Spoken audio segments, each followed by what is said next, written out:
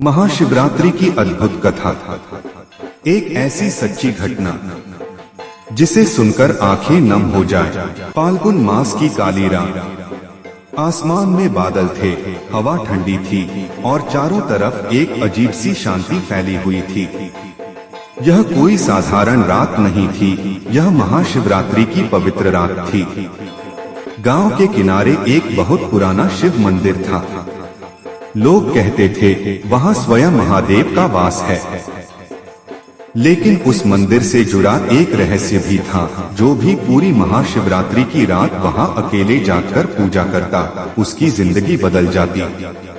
पर आज तक कोई पूरी रात टिक नहीं पाया, क्योंकि आधी रात के बाद वहां कुछ अदृश्य होने लगता था। टूटा हुआ इंसान। उसी गांव में रहता था नील। उम्र मुश्किल से 24 साल।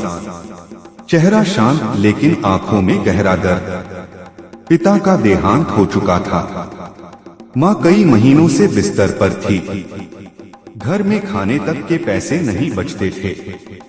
नील दिन भर मजदूरी करता, रात में माँ के पास बैठकर चुपचाप रोता। एक दिन माँ ने कमजोर आवाज में कहा, बेटा, इस बार महाशिवरात्रि है, भोलेनाथ के मंदिर जरूर जाना। नील मुस्कुरा दिया, लेकिन दिल में दर्द था। माँ, भगवान अगर सुनते तो हमें इतना दुख क्यों देते? माँ की आंखों से आंसू निकल पड़े। शिव दुख नहीं देते, वो इंसान को अपने पास बुलाने के लिए परीक्षा लेते हैं। ये शब्द नील के दिल में गहराई तक उतर गए। मंदिर की भयावह रात, महाशिवरात्रि की रात। नील मंदिर पहुंच गया। लोगों की भीड़ थी, भजन गूंज रहे थे, घंटियां बज रही थीं। धीरे धीरे सब लोग घर लौट गए। रात के 11 बजे मंदिर में सिर्फ एक दीपक जल रहा था और नील। हवा अचानक तेज हो गई। धड़ाम, मंदिर का दरवाजा अपने आप बंद हो गया। नील का दिल जोर जोर से धड़कने लगा। तभी मंदिर की घंटी अपने आप बजने लगी। तन्नक तन्नक तन्नक। पहली रहस्यमयी घटना। आधी रात होते ही उसे लगा कोई पीछे खड़ा है। मुड़कर देखा, एक बूढ़ा साधु। जटाएं, भस्म लगा शरीर और आंखों में अजीब सी चमक। साधु बोले, डर मत, आज शिव तुझे परखेंगे।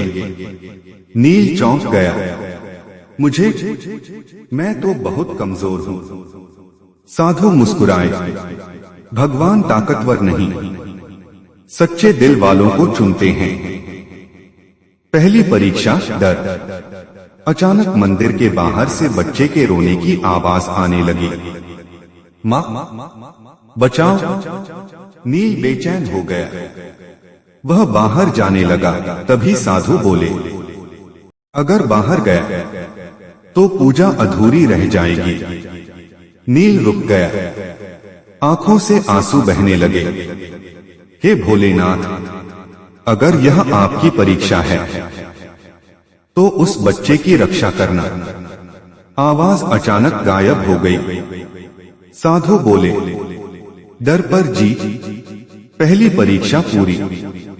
दूसरी परीक्षा, सबसे बड़ा दर्द। रात के 2 बजे नील को अपनी माँ की चीख सुनाई दी, नील, मुझे बचा ले बेटा।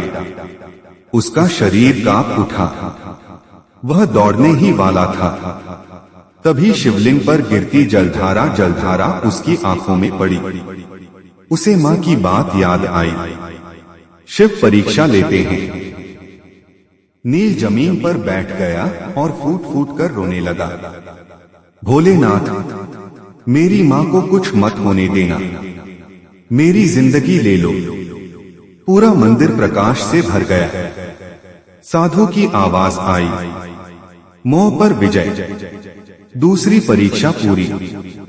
तीसरी परीक्षा, टूटता विश्वास। अब सुबह होने में बस थोड़ी देर थी। नील थक चुका था, शरीर जवाब दे रहा था।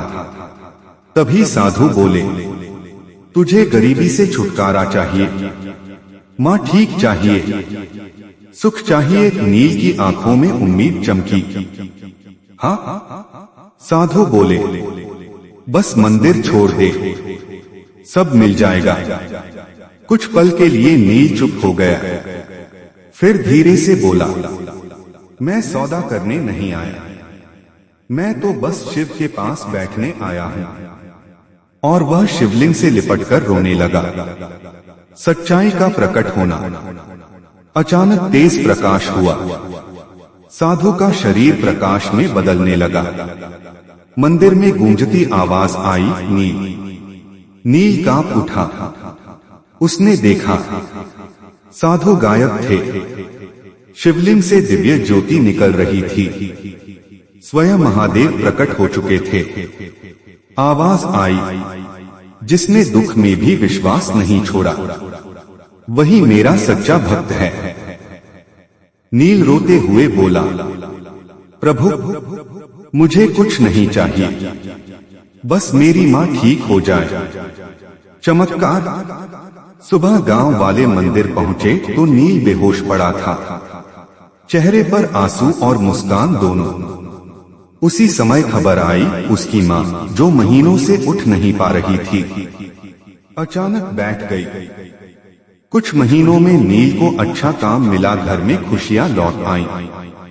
लेकिन नील बदल चुका था। अब वह हर महाशिवरात्रि गरीबों को खाना खिलाता और कहता, शिव मंदिर में नहीं, टूटे हुए दिल में मिलते हैं। कथा का संदेश, महाशिवरात्रि सिर्फ व्रत नहीं है, यह रात है डर, मोह और लालच को हराने की। जब इंसान सब उम्मीद छोड़कर भी भगवान पर भरोसा करता है, तब महादेव खुद उसका हाथ पकड़ लेते हैं। अगर आपकी जिंदगी में भी अंधेरा है, तो इस महाशिवरात्रि सिर्फ एक बार दिल से कहिए, ओम नमः शिवाय। शायद कोई अदृश्य हाथ आज भी आपका इंतजार कर रहा है।